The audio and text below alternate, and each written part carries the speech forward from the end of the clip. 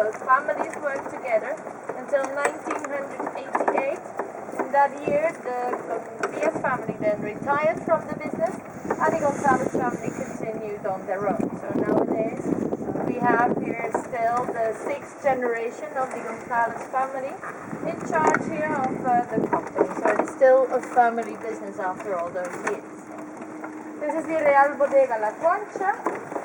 After we do the two and the lower parts, we come back here and then we go inside and I'll explain you what that bodega is about.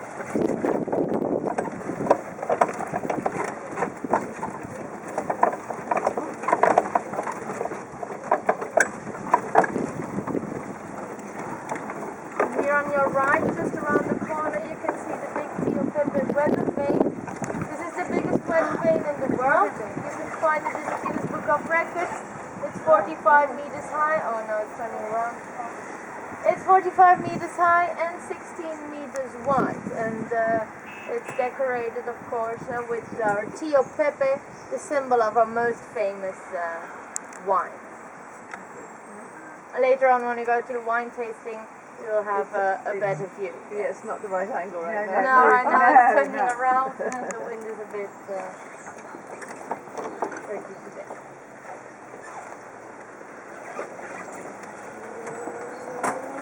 So here then we are in the Villa Victorina Gardens. Here on the left you can see the Villa Victorina. This was the summer residence of the Gonzalez family, and Maria Victorina, the wife of the founder, she was very fond of nature, so she started this botanical garden at the beginning of the 19th century then at the summer residence of the Gonzalez family, the Villa Victorina. Now in this garden you can find especially a lot of American species, as at the beginning of the 19th century there was a lot of trade between Spain and the Americas, because they bought a lot of the materials for the construction of the bodegas here and for the making of the barrels. So it was very easy to import the plants from America here into Jerez, and of course some other plants from over the whole world. Now we use the villa, for example, to organize parties, weddings, receptions. They don't live there anymore. You saw a bride on the way up. Oh yeah? So yesterday we had some.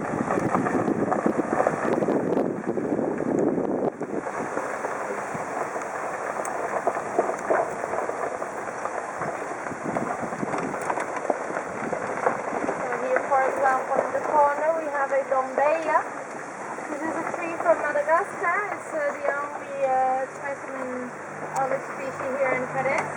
You can see the dried flowers on the tree. Now this tree has its flowers in January, light pink flowers, and the flower stays on the tree then until the next year, January, when the new flowers come up. It doesn't turn very much. So. It's too heavy.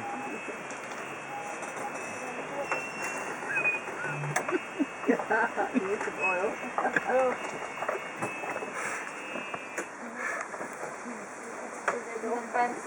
Dit is zwaar arbeid.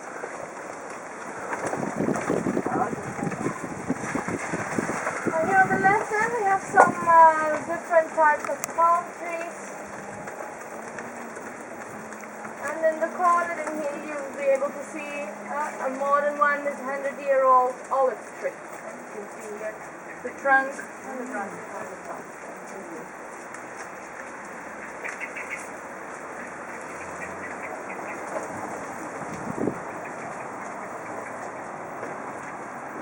Now here then we are at the San Manuel vineyard.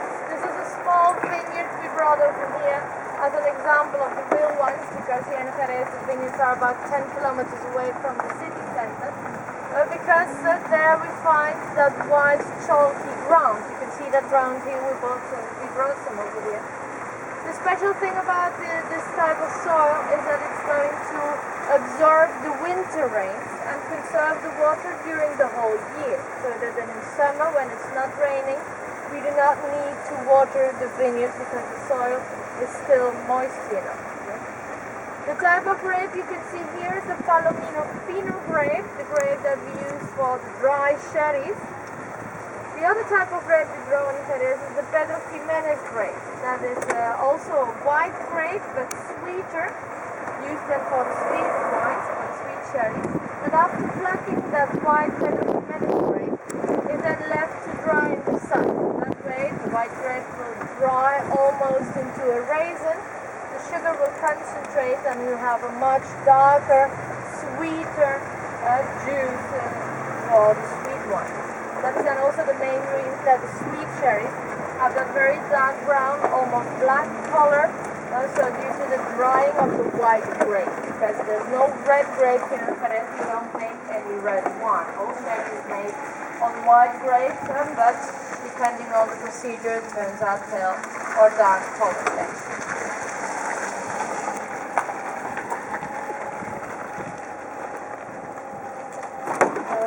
Turn, if you look to your right, you can see the picture of the weather vane. You can see it. Just turning again. Doesn't want to be photographed. Now it's facing south. Now it's facing south.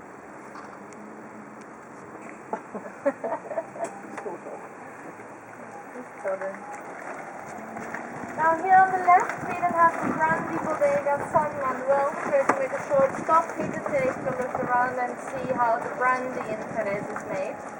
And then later on we continue.